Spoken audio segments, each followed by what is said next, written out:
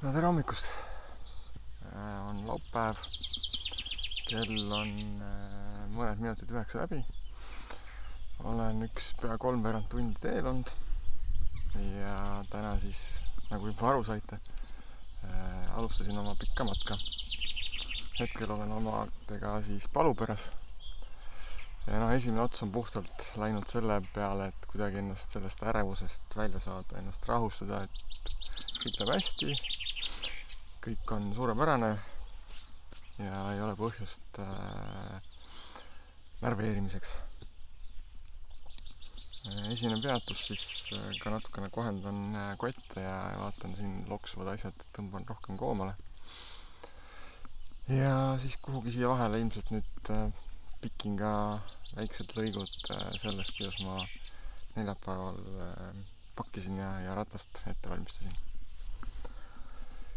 Aga ärevusest, nagu ütlesin, ärevus on sees. See aasta mitte niivõrd ootamatuste ees, aga meeletu aukartus on distantsi ees. Ikkagi päris pikk maa, päris pikk aeg, üsna palju tuleb päevas sõita. Ja siuke sotsiaalne surve ka, et kas ma ikkagi jõuan kõike ära teha ja kas ma jõuan lõpuni ja kuidagi on sellest vaja välja tulla ja olla mina ise ja teha kõike omas tempos ja oma ajaraamide järgi. Väike mõte on, kuhu täna välja peaks jõudma, aga las see olla mõte. Vaatame, kas jõuan sinnani. Loodetavasti jõuan. Ja eks siis paistab. On neljapäeva pealelõuna ja käivad kibekiired ettevalmistused matkaks. Ja üks olulisemaid asju ratta ettevalmistuse juures on minu puhul siis keti hooldus ja keti vahatamine. Ja praegu siis käibki vahapoti kuumaks ajamine ja keti vahatamine. Protsess ise võtab umbes 2-3 tundi aega, kuniks vaha sulab ja ükskord õige temperatuurini saab ja siis jälle jahtub. Et nii on. Et see on siis üks nendest ettevalmistamatest sammudest, mis vaja teha on. Järgmine samm ettevalmistuste juures on vajalike asjade kokkukorjamine. Et ma olen üsna tugev nimekirjade inimene ja olen siis eelnevalt teinud valmis pika nimekirja asjadest, mida matkale kaasa vaja. Riided, tehnikaasjad, söögitegemise asjad ja muu siuke. Ja nüüd on nimekiri on valmis ja nüüd on vaja siis need asjad kõik kokku korjata, kokku kuhjata. Ja siis ära sorteerida selle järgi, et mis kotti mingi asi läheb. Fun to be had. Käib siis asjade usin kuhjamine. Siuke väike hunnik tekkinud juba. Ja kui ükskord on hunnikus kõik asjad koos, siis siin on hunnikus kotte ka. Pluss see kott, mis on ratta peal. Et siis sinna läheb pakkimiseks.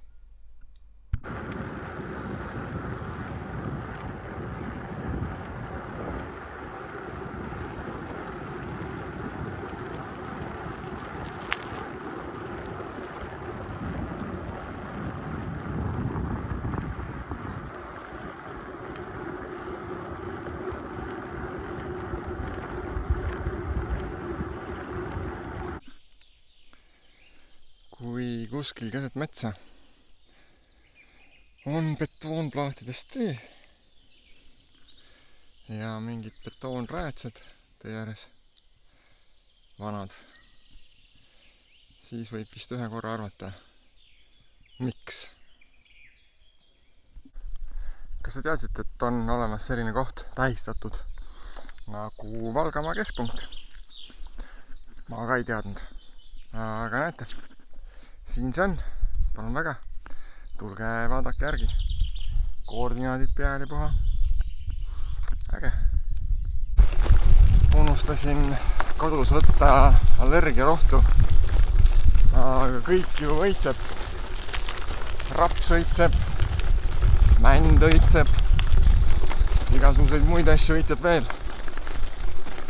Ja siis, kui nüüd siin silmad hakkasid kinni minema ja igasugust jama välja ajama, siis tuli meelde, et ahaa, võiks ju Claretini võtta. Võtsin sisse, vaatame. Varsti peaks paremaks minema. Ma ei tea, kas seda on kuulda, aga terve see rapsipõld sumiseb täiega. Mesilasi ja igasuguseid teisi tegelasi täis.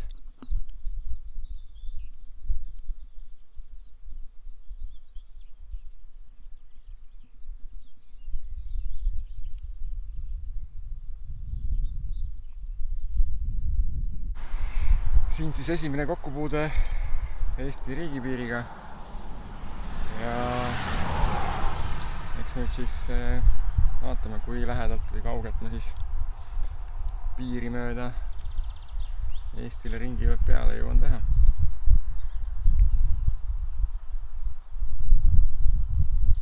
Elagu Eesti! Nagu ikka Läti-Eesti piiri lähedal. Siin on üks ilgelt äge maja.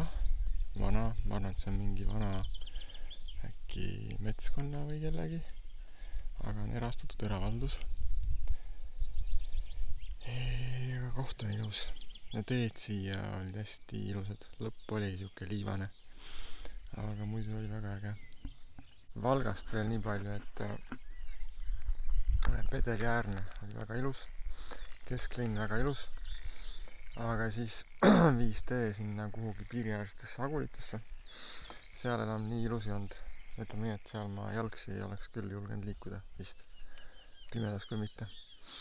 Ja seal oli mingi tunnel raudtee alt läbiminekuks, jalakäijate tunnel. Ja keegi oli seal mõlemal pool tegelenud siis tammi otsast asfaldi peale pudelite puruks loopimisega. Väga palju klaasikilde, aga tundub, et rehvid jäid terveks. Seega, kõik hästi. Tee ääres võib märgata tuttavaid silte eelmisest aastast. Peraküla, Aegviidu, Äijärve. Tulevad mälestused meelde küll. Tegelikult ma tulen sealt nii-öelda lõpu poolt. Et siit on 32 kilti sinna matkaraja või matkatee lõpuni. Mäletan eelmine aasta. Olin üsna väsinud juba selleks hetkeks. Aga täna on siis alles algus. Soojendustressi võtsin maha. Nüüd on mul gravel tee särk. Palju mõnusam. Jahutab.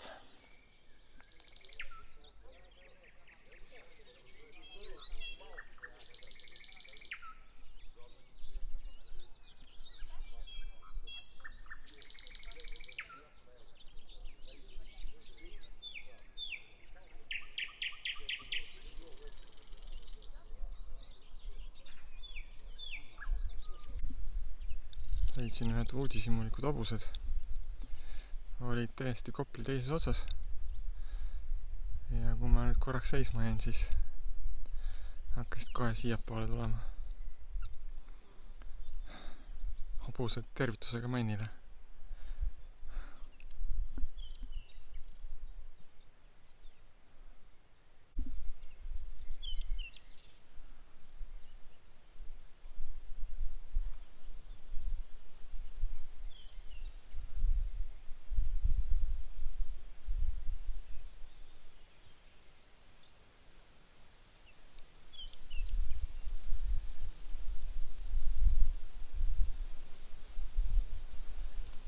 Tšau!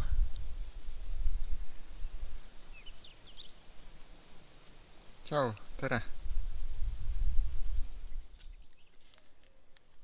6,5 tundi saab kohe sõidetud. 139 kilti. Natuke on veel minna enne, kui õhtusse päeva veeretan. Sest iseenesest kell on veel vähe, kell on 15:46. Nii et sõiduaega veel jagub. aga olen taas Eesti piiritähisega tutvumas. Selja taha jääb Läti piiri äär, sealt viib sinna lõunatippu lõkke kohta. See aasta ma sinna ei lähe, sellise hunnikuga, nagu mul see aasta kaasas on. Eelmine aasta sai käidud, piisab küll. Aga ilus on, taamal on rapsipõld, paistavad ilusad vaated. Ilm on soe, väss on sees, aga tegelikult on mõnus. Mis ja hingvälikad.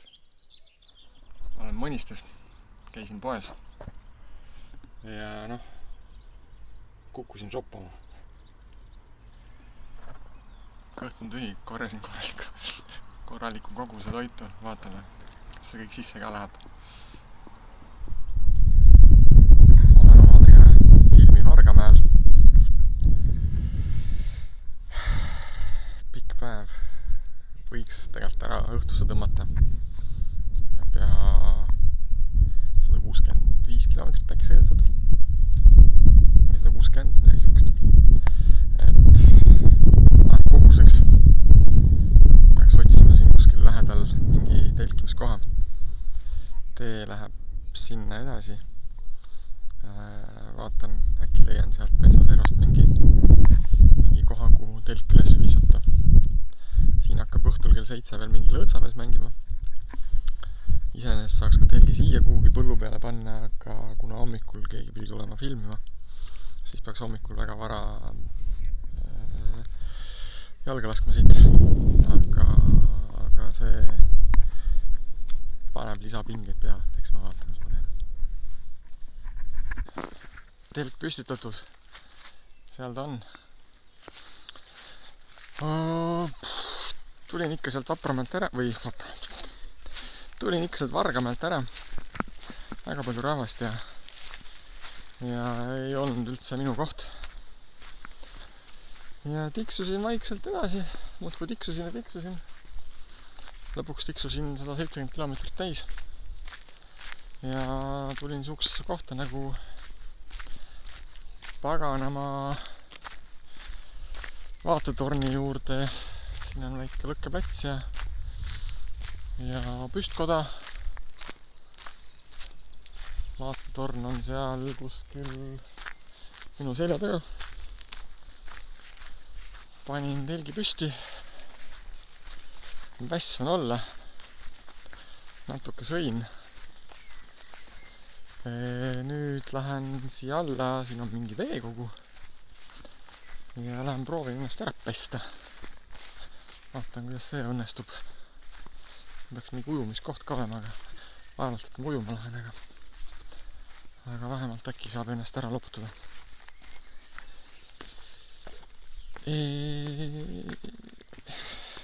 Ma arvan, et tõmbakski täna seda joone alla. Kuidagi, mis ma ütlen, mis ma oskan öelda, kuidagi keeruline on. Et ma ei saa ennast sellesse kohaloleku režiimi, ma ei saa ennast hetkesse.